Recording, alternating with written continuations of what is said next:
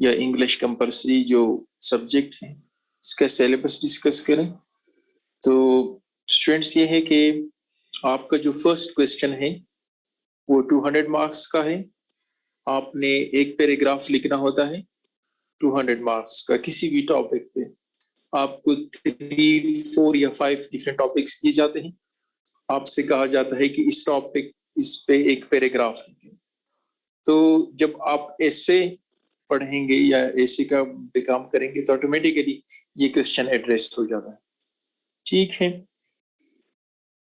ये 200 वर्ड्स का है, 20 मार्क्स का है।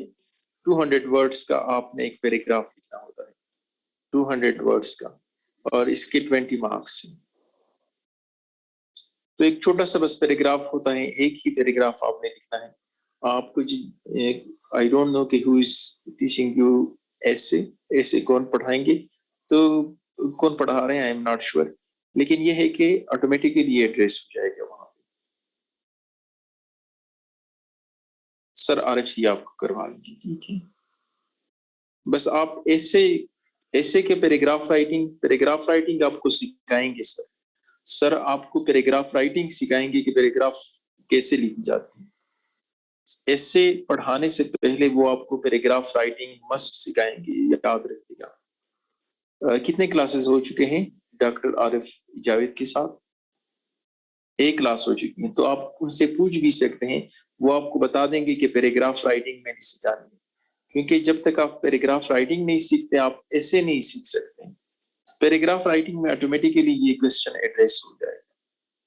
ठीक है, नेक्स्ट जो आपका क्वेश्चन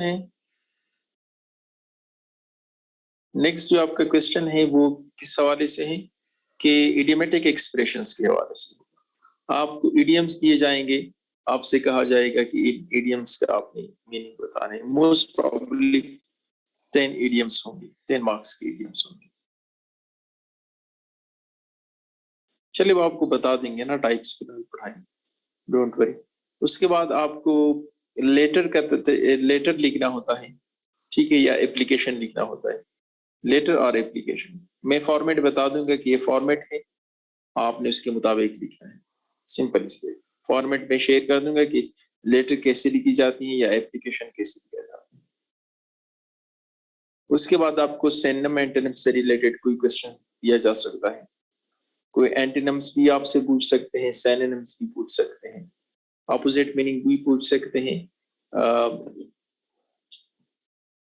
अच्छा, नेक्स्ट आपका नरेशन से रिलेटेड कोई क्वेश्चन हो सकता है। नरेशंस मींस डायरेक्ट इनडायरेक्ट से रिलेटेड क्वेश्चन होगा। आपको कुछ क्वेश्चंस दिए, सेंटेंसेस दिए जाते हैं, आप कहा जाता है कि इन सेंटेंसेस को आप इनडायरेक्ट में चेंज कर लें। अच्छा, नेक्स्ट आपको एक्टिव एंड पैसिव वॉइस से भी कोई क्वेश्चन दिया जा सकता है। एक्टिव एंड पैसिव वॉइस, ये सारी चीजें मैंने करवानी है। एक्टिव एंड पैसिव वॉइस से डायरेक्ट इनडायरेक्ट है। बाकी प्रीपोजिशन से रिलेटेड कोई क्वेश्चन हो सकता है, 10 मार्क्स का मोस्ट प्रोबेबली प्रीपोजिशन से रिलेटेड क्वेश्चन होगा, तो प्रीपोजिशंस भी मैंने करवाने हैं। उसके बाद जिस तरह प्रेसी राइटिंग ऑलरेडी मैं बता चुका हूँ कि एक पैराग्राफ दिया जाता है, आपको कहा जाता है कि इसकी प्रेसी लिखे, तो 20 मार्क्स की प्रेसी हो सकती है।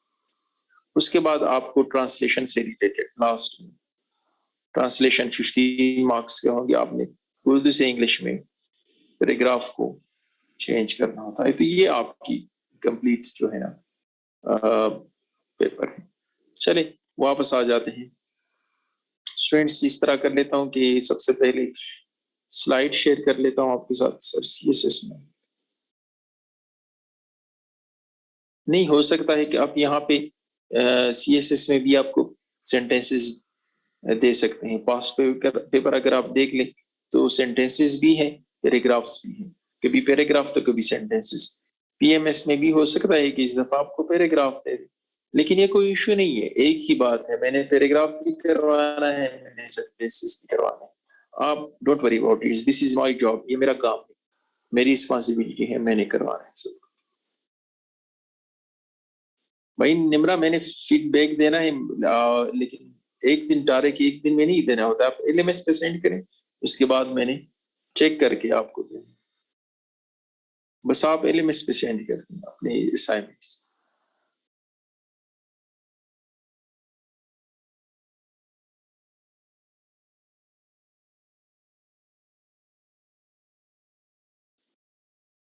ओके स्टूडेंट्स, इस तरह कर लेते हैं कि कंडीशनल सेंटेंसेस को थोड़ा डिस्कस कर लेते हैं।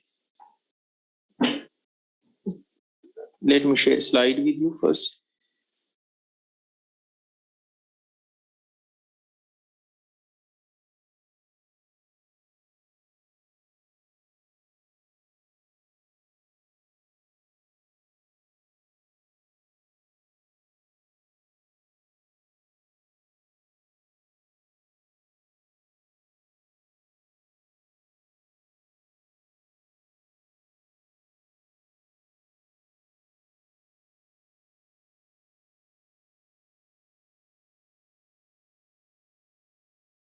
मुझे कोई सजेशन ना दे इसके बाद, डोंट गिव मी सजेशंस, मुझे पता है कि मैंने क्या करना है।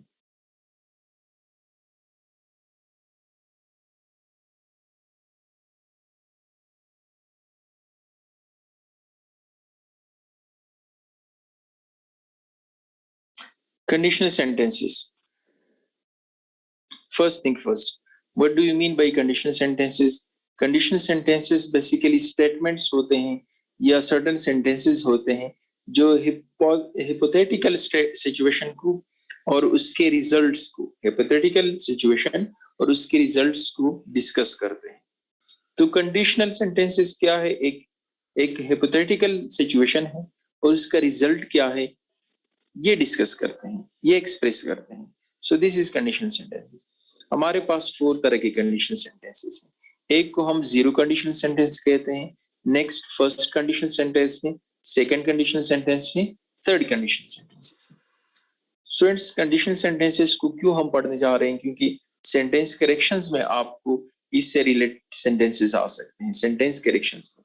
बाकी भी आप ऐसे लिखते हैं या कोई भी पीस ऑफ राइटिंग करते हैं तो यूजुअली हम इन कंडीशनल सेंटेंसेस के साथ फेमिलियर नहीं होते, तो हम वी आर कमिटिंग मिस्टेक्स, हम मिस्टेक्स कर जाते हैं। तो let's study these sentences. First हमारे पास क्या है? Zero conditional sentence. Zero conditional sentence में हम क्या करते हैं कि जनरल ट्रूथ या जनरल सिचुएशन को हम एक्सप्रेस करते हैं। जनरल ट्रूथ क्या है? फॉर एग्जांपल मैं आपसे कहता हूं कि the sky is blue, the sky is blue, ये आपको भी पता है, मुझे भी पता है, एक जनरल ट्रूथ है कि स्काई ब्लू है, ठीक है। मैं ये एक ट्रूथ है। मैं अगर आपको for example if I hit you, if I hit you, you will feel pain. अगर मैं आपको हिट कर देता हूं तो आपको पैन फील होगा। ये एक जनरल ट्रूथ है जिसे मैं इनकार नहीं कर सकता, ना आप कर सकते हैं, कोई भी नहीं कर सकता। अगर मैं आपको हिट करूं आपको पैन फील होगा। This is a general truth that can not be denied. तो जीरो कंडीशनल सेंटेंस में क्या करते हैं? हम जनरल ट्रूथ को एक्सप्रेस करते हैं। फॉर एग्जांपल कुछ सेंटेंसेस जो मैंने यहाँ पे दी हैं, if you do not brush your teeth you get cavities. If you do not brush your teeth you get cavities. एक अंडरस्टूड बात है, कोई भी इसे इनकार नहीं कर सकता है। आज आप अपने टूथ को ब्रश करना छोड़ दें तो कैविटीज ऑटोमेटिकली आ जाएंगी। When people smoke cigarettes, their health suffers. एक अंडरस्टूड बात है। आप सिगरेट पियेंगे तो किसी से भी पूछेंगे वो आपको कहेंगे कि इसके नुकसानात हैं, इसके नेगेटिव इम्पैक्ट्स हैं health.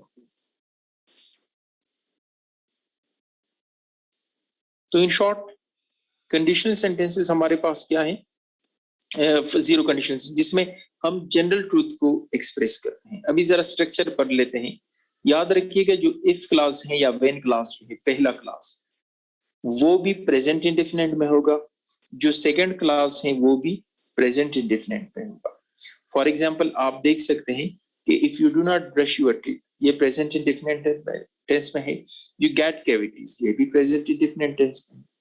When people smoke cigarettes, ये प्रेजेंट इंडेफिनिट है या जिसको हम सिंपल प्रेजेंट टेंस भी कहते हैं। देयर हेल्थ सफर्स, ये अगेन प्रेजेंट इंडेफिनिट टेंस में। तो फर्स्ट क्लास सेकंड क्लास दोनों क्लासेस प्रेजेंट इंडेफिनिट में होते हैं। दोबारा से zero condition sentences general truth को एक्सप्रेस कर सकते हैं जिससे हम इनकार नहीं कर सकते, ठीक है। उसका पहला पार्ट और सेकंड पार्ट दोनों प्रेजेंट इंडेफिनिट टेंस में होंगे। फर्स्ट कंडीशनल सेंटेंसेस हमारे पास है।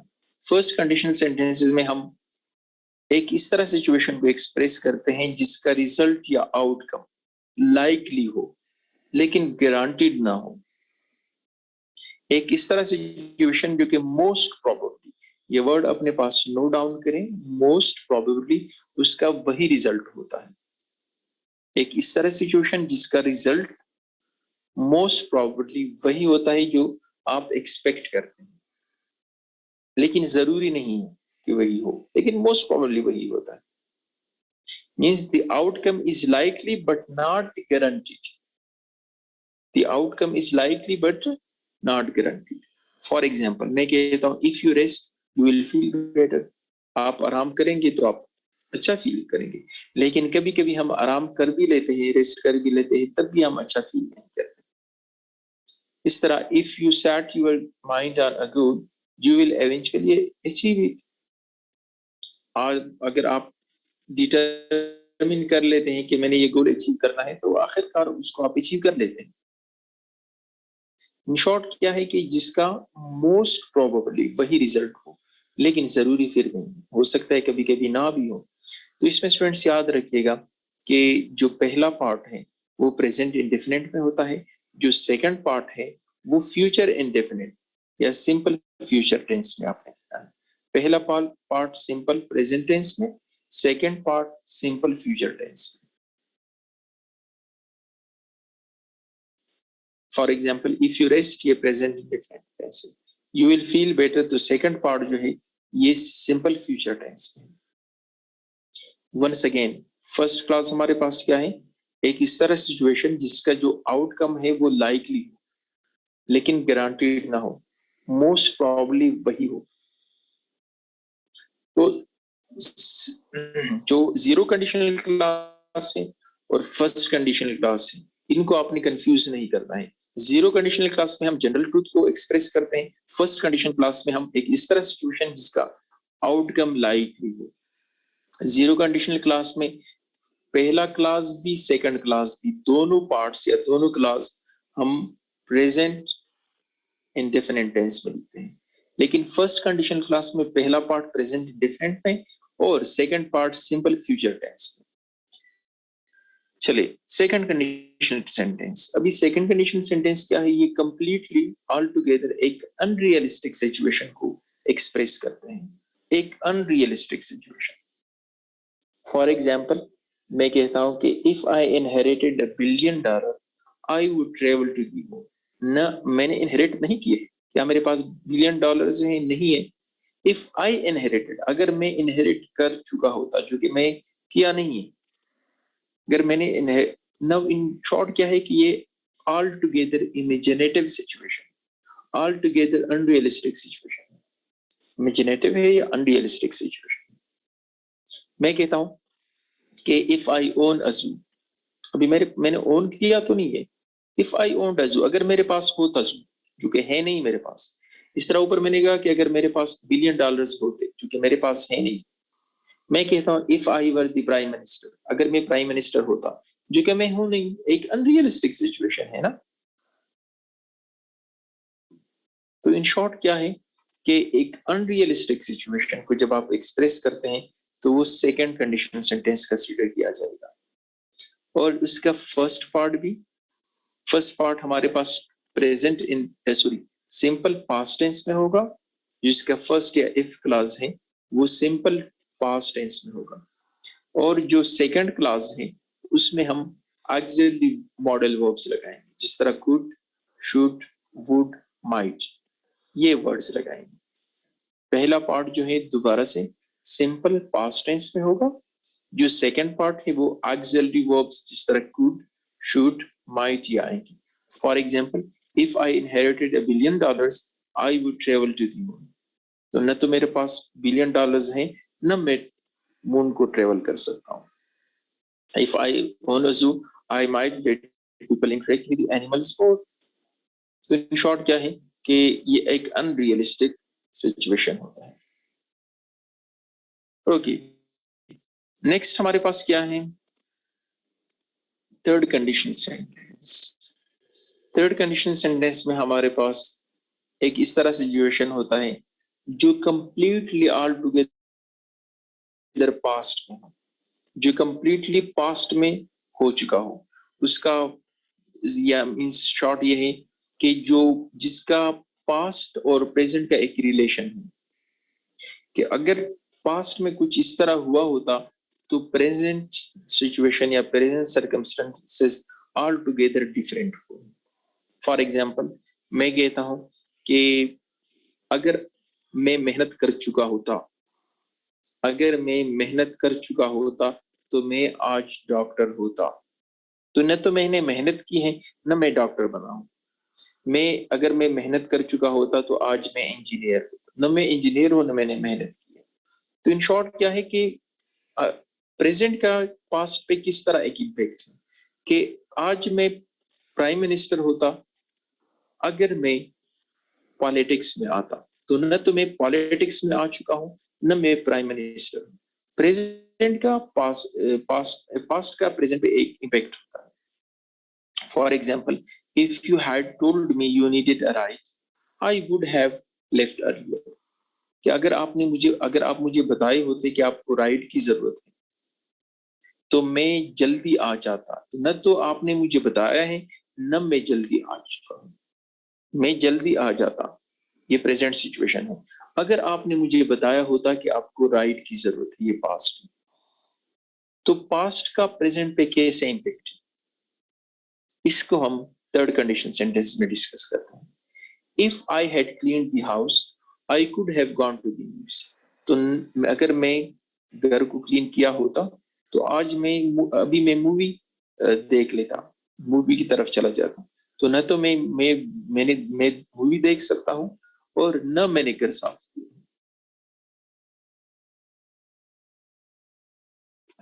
इसमें क्या है कि हमारे पास जो फर्स्ट पार्ट है वो पास्ट परफेक्ट में होगा और जो सेकंड पार्ट है उसमें हम मॉडल एक्सेल्टिव वर्ब लगाना है प्लस हैव लगाना है plus third form of verb.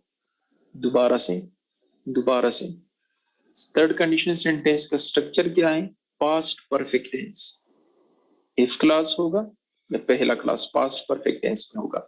जो सेकंड क्लास है उसमें मॉडल एक्सेल्टिव वर्ब लगेंगे, उसके बाद हैव लगेगा, उसके बाद थर्ड फॉर्म ऑफ वर्ब लगेगा. जिस तरह आई कुड हैव आ गया है, उसके बाद थर्ड फॉर्म ऑफ वर्ब आएगा. उससे पहले देखें ना, कुड आ गया है, उसके बाद हैव आ गया है, उसके बाद थर्ड फॉर्म ऑफ वर्ब. तो सेकंड पार्ट देख ले, मॉडल एक्सेल्टिव वर्ब है, कुड है, वुड है, शुड है. उसके बाद मैंने हैव लगाया है, उसके बाद मैंने थर्ड फॉर्म ऑफ वर्ब लगाया. ठीक है. और इसका जो फर्स्ट पार्ट है वो किस चीज में है? वो पास्ट परफेक्ट टेंस में है. If I had clean the house, if you had told me. तो आप देख सकते हैं कि पहला पार्ट पास्ट परफेक्ट टेंस में है, सेकंड पार्ट हम मॉडल एक्सेल्टिव वर्ब लगाते हैं जिस तरह गुड है, वुड है, शुड है, उसके बाद हाफ लगाते हैं, उसके बाद थर्ड फॉर्म ऑफ वर्ब लगाते हैं.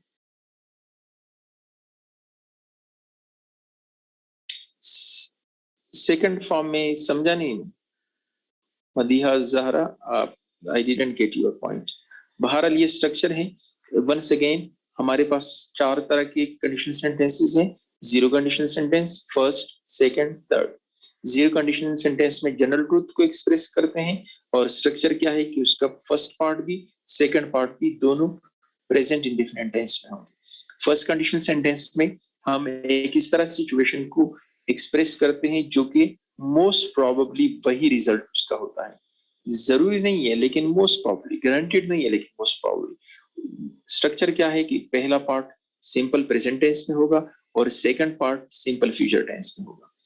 तो सेकंड कंडीशन सेंटेंस में हम एक unrealistic, completely all together imaginative situation express करते हैं. जहां पे इमेजिनेटिव सिचुएशन हो, अनरियलिस्टिक सिचुएशन हो, आप उनको क्या नाम देंगे? ये सेकंड कंडीशन सेंटेंस है. मैं कहता हूं कि अगर मैं पाकिस्तान का बादशाह होता, if I were the king, I would help the poor. तो न तो मैं बादशाह हूं, न मैं पुअर की हेल्प कर सकता हूं। तो if I were the king, पहला पार्ट सिंपल पास्ट टेंस में होगा। जो सेकंड पार्ट है उसमें जस्ट आपने एक्सेल वर्ब लगाना है। ये हैव, ये कुड हैव या थर्ड फॉर्म नहीं लगाना है। जस्ट आपने कुड लगाना है, शुड लगाना है, माइट लगाना है। For example, if I inherited $1 billion, I would travel, I might let people away. तो क्या है कि हैव नहीं लगाना है इसके साथ। लेकिन थर्ड कंडीशन में फिर हम हैव भी लगाएंगे, फिर हम मॉडल एक्सिलरी वर्ब भी लगाएंगे, फिर थर्ड फॉर्म ऑफ वर्ब भी लगाएंगे। चलिए, थर्ड कंडीशन सेंटेंस हमारे पास क्या है कि एक इस तरह सिचुएशन कि जिसका पास्ट का इम्पैक्ट हो प्रेजेंट में। प्रेजेंट में अगर चीजें इस तरह नहीं है, रीजन क्या है कि पास्ट में डिफरेंट चीजें। फॉर एग्जाम्पल, मैं कहता if you had told me you needed a ride, I would have left earlier. तो पहला पार्ट पास्ट परफेक्ट टेंस पे होगा, second part modal verb, model axillary verb लगाएंगे जिस तरह कुड है, वुड है, शुड, उसके बाद हैव आएगा, उसके बाद थर्ड फॉर्म ऑफ वर्ब आएगा। ठीक है। If I had inherited the house, I could have gone to the house. तो न तो मैंने घर को साफ किया है और न मैं मूवी देखने जा चुका हूं। तो इन शॉर्ट क्या है, ये आपके थर्ड कंडीशन सेंटेंस है। फिजा, ये जो आप लेके लें कि जिस तरह वर्ड्स हैं एज इफ, एज दो, ये यूजुअली हम सेकंड कंडीशन सेंटेंस में यूज करते हैं। एज इफ, एज दो, ये जो वर्ड्स हैं। तो कभी कभी हम चलिए students, this was all about conditional sentences. Hope कि आपको समझ आ गई। Sir why don't we use will instead of would? Will और वुड में क्या डिफरेंस है? विल जो है ना वो फर्स्ट फॉर्म है, वुड जो है ना वो सेकंड फॉर्म है, विल वुड। लेकिन जब मैं आपको मदीहा में आपको पढ़ाऊंगा नरेशंस, जब मैंने आपको पढ़ाने हैं डायरेक्ट इनडायरेक्ट, तो वहां पे फिर मैं बताऊंगा कि विल को वुड में हम जब कब चेंज करेंगे। विल प्रेजेंट फॉर्म है, वुड पास्ट फॉर्म है, एक बात। दूसरी बात यह है कि जब आप किसी चीज के ऊपर कंप्लीटली ऑल टुगेदर श्योर नहीं है, ठीक है, श्योर नहीं है आप, तो आप वुड यूज कर सकते हैं। चले students, when you are not sure about something completely, then you can make use of word would। Assignments आपकी क्या है कि आप 2006, 7, 2005, 2000, ये मैं आपको लिख देता हूँ। आप पास्ट पेपर सीएसएस के जो पास्ट पेपर्स हैं 2006,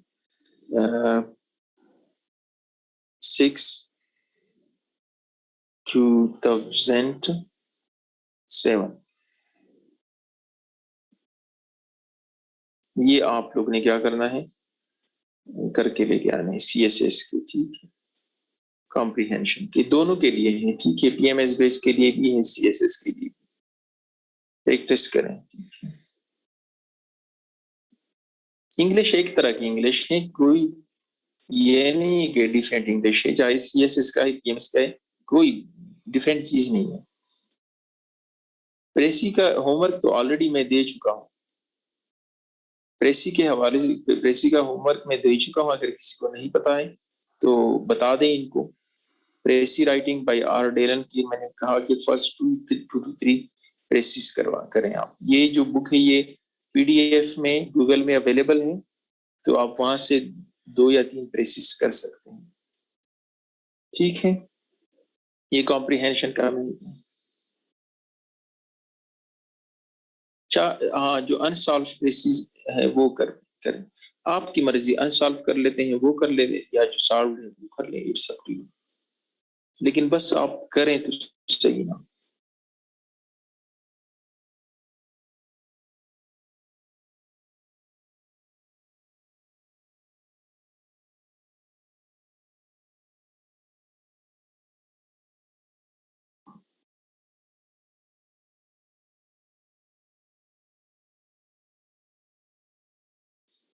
अच्छा, इस तरह है कि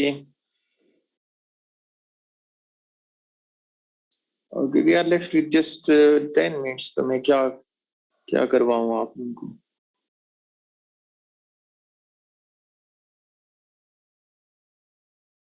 अच्छा, एक बात स्टूडेंट्स के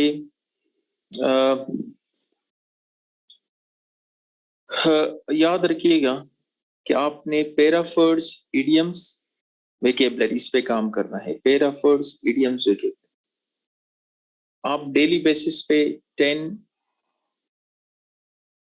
वेकेबलरी वर्ड्स याद करें, 10 वेकेबलरी वर्ड्स याद करें, ठीक है। 5 पैराफर्ड्स याद करें और 8 इडियम्स याद करें। ये मैं आपको बता दूं, अपने पास नोट डाउन करें। आपने डेली बेसिस पे 10 वेकेबलरी वर्ड्स याद करने हैं। अभी कमेंट ना करें प्लीज, कोई कमेंट ना करे, सुन ले, आपने पास नोट डाउन करें। 10 आपने वेकेबलरी वर्ड्स याद करने हैं, आपने 5 इडियम्स याद 8 इडियम्स याद करने हैं, 8 इडियम्स और 5 पेयर्स याद करने हैं, पैराफर्ड्स। ये डेली बेसिस पे आपने करना है। Students, when you get up early in the morning, the first thing you are supposed to do is to embark upon vocabulary. जब आप सुबह उठते हैं तो सबसे पहले काम क्या करना है आप लोग ने, वेकेबलरी को स्टार्ट करना है। वेकेबलरी पे आपने काम करना है। वेकेबलरी के वर्ड्स थोड़ा सुन ले प्लीज, डोंट कमेंट, कमेंट ना करें ना मैं आपका क्वेश्चन पढ़ सकता हूं अगर आप कमेंट करेंगे, और ना मुझे समझ आएगी आपको। प्लीज स्टूडेंट्स, जब आप सुबह उठते हैं तो सबसे पहले काम आपने क्या करना है कि वेकेबलरी से स्टार्ट आपने लेना है।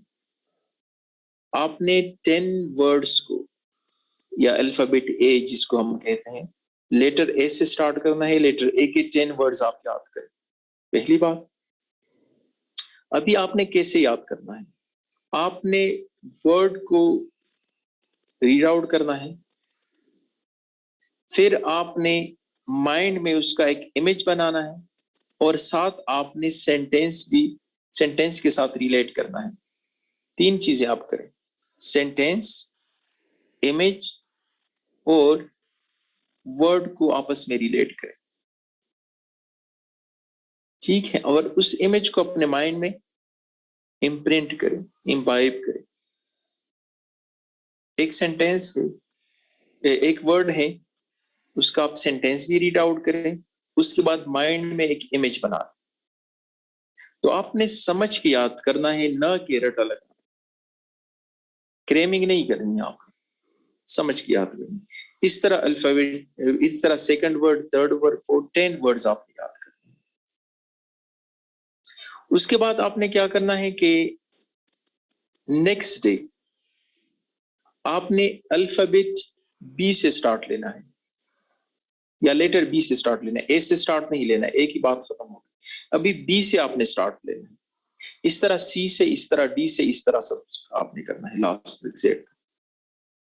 अच्छा, अभी सुबह क्या करना है, आपने जो एक्टिविटी है वो इस तरह करनी है कि आपने वर्ड, इमेज और सेंटेंस को आपस में रिलेट करना। एक बात, दोपहर को 2 बजे 3 बजे जब भी आप पढ़ने बैठ जाएं, आपने क्या करना है स्टूडेंट्स कि जो वर्ड्स आपने याद किए हैं या समझ के याद किए हैं, उन पे आपने खुद से एक पैराग्राफ लिखना है। फॉर एग्जांपल, आज मैंने डेमोक्रेसी के ऊपर एक पैराग्राफ लिखा है, तो डेमोक्रेसी डेली बेसिस पे कोई कुछ ना कुछ आप लिखें। आज मैंने डेमोक्रेसी के ऊपर लिखा है, तो कल मैं इन्फ्लेशन के ऊपर लिखूंगा, परसों में जेंडर इक्वेलिटी के ऊपर लिखूंगा। तो जो भी पैराग्राफ आप लिखते हैं उसमें इन वर्ड्स को यूज करें। सुबह तो आपने जस्ट वर्ड, सेंटेंस और इमेज को आपस में रिलेट करके याद करने की कोशिश की है। दोपहर को किसी भी टॉपिक के ऊपर आप लिखते हैं, उनमें ये वर्ड्स यूज करें, इनमें ये वर्ड्स यूज करें। फिर आपने क्या करना है, रात को अपने फ्रेंड के साथ, कलीग के साथ बैठ के एक दफा ये वर्ड्स आप उनको सुनाएं, फिर उनसे आप ये वर्ड सुने। एक दफा उनको आपने ये वर्ड्स सारे सुनाने, 10 वर्ड्स हैं तो उनसे सुने आप, जबानी सुने उनसे आप, फिर इस तरह वो आपसे सुनेंगे, तो इससे क्या हो जाएगा, आपके वर्ड्स याद हो जाएंगे। आप जब जेड तक ये सब कुछ कर लेते हैं, complete words, for example first 10 words A के, फर्स्ट 10 वर्ड्स बी के, फर्स्ट 10 लेटर सी के, फर्स्ट 10 वर्ड्स डी के सारे याद हो जाए, उसके बाद आपने एक लिस्ट बनानी, सिनोनिम्स की लिस्ट बनानी है। सिनोनिम्स जितने भी हैं सिमिलर मीनिंग के लिस्ट बनानी है। फॉर एग्जांपल एक वर्ड है ग्रो, ग्रो के जितने भी सिनोनिम्स बनते हैं सारे के सारे आप लिख लें। ठीक है, आपने खुद से एक लिस्ट बनानी है सिमिलर वर्ड्स की, सिमिलर मीनिंग्स जो दे रहे हैं। आप ऑलरेडी अल्फाबेट ए पढ़ चुके हैं, तो ए में जितने भी सिनोनिम्स बनते हैं वो सारे के सारे आप क्या करें, उसका एक लिस्ट बना लें। ठीक है, लिस्ट किस तरह लिस्ट बनेगा कि जो सिमिलर मीनिंग का लिस्ट है वो आपने बनाने हैं। फॉर एग्जांपल हम कहते हैं ग्रो, ग्रो के क्या मीनिंग्स हो सकते हैं? ग्रो का मतलब इंक्रीज भी हो सकता है, ग्रो का मतलब इनलार्ज भी हो सकता है, ग्रो का मतलब फॉर एग्जांपल बिगर भी हो सकता है, बिग इन साइज भी हो सकता है, ग्रो का मतलब एडवांस भी हो सकता है, डेवलप भी हो सकता है। तो मीन्स कहने का क्या मतलब है कि सारे की सारी लिस्ट बना ले जो ऑलरेडी आप याद कर चुके हैं। कोई एक वर्ड का मीनिंग शायद अल्फाबेट ए में हो, कुछ एक वर्ड का मीनिंग अल्फाबेट बी में हो, इस तरह सिमिलर मीनिंग शायद सी में ना हो, डी में ना हो, ई में शायद कोई मिल जाए आपको, फिर एफ में ना हो शायद, फिर जेड में शायद कोई मिल जाए सिमिलर मीनिंग। तो वहां से आपने सारे एक लिस्ट बनानी है डिफिकल्ट वर्ड्स की, जो डिफिकल्ट वर्ड्स हैं उनका एक लिस्ट बना ले, लेकिन सिमिलर मीनिंग, सिनोनिम्स जिसे हम कहते हैं। मेरे ख्याल में समझ आ गई आपको। डिक्शनरी में से नहीं, वो जहां से आप याद कर रहे हैं, जीआरई है, कोई भी आपके पास बुक है, सारे बुक ठीक है, कोई भी आपके पास बुक हो वहां से आप करें। ठीक है, चलिए स्टूडेंट्स, ये कुछ इंपॉर्टेंट चीजें थी आपके वोकैबुलरी के हवाले से। इडियम्स के लिए भी आपने इस तरह काम करना है। इडियम्स के लिए एक बात मैं बताते चलूं कि अगर आपके पास टाइम है और आप स्टूडियस हैं, अगर आप टाइम है आपके पास और स्टूडियस हैं आप, तो एक काम करें कि जितने भी इडियम्स हैं हमारे पास इंग्लिश में, इन सब का एक तरह से स्टोरीज हैं। ये इडियम्स ऐसे नहीं होते हैं, ये इडियम्स की कोई ना कोई स्टोरीज होती है, पास्ट में कोई स्टोरी होती है। फॉर एग्जाम्पल एक्लिस हील है, तो एक्लिस हील के ऊपर एक स्टोरी है कंप्लीट कि एक्लिस हील, एक्लिस कौन थे और हील का क्या स्टोरी था। तो वो स्टोरी अगर आप पढ़ लेते हैं तो आपको वो चीजें फिर भूलेंगे नहीं आप, वो आपको याद रहेंगी। चलिए, ये कुछ चीजें थी जो I just wanted to share with you. बाकी स्टूडेंट्स मुझे अपनी दुआओं में याद रखिएगा, ढेर सारी दुआएं हैं आप उनके लिए। आपने जिसने मुझे होमवर्क या असाइनमेंट भेजना है तो एलएमएस पे जस्ट सेंड करें, just send it on LMS. ठीक है, और बाकी चलें इंशाल्लाह सी यू इन नेक्स्ट क्लास, और किसी और क्लास में फिर आपसे मुलाकात होती है। फॉर टाइम बिंग अल्लाह हाफिज़, स्टे ब्लेस्ड। मुझे भी दुआओं में याद रखिएगा, स्पेशली अफ्तारी के टाइम। ठीक है।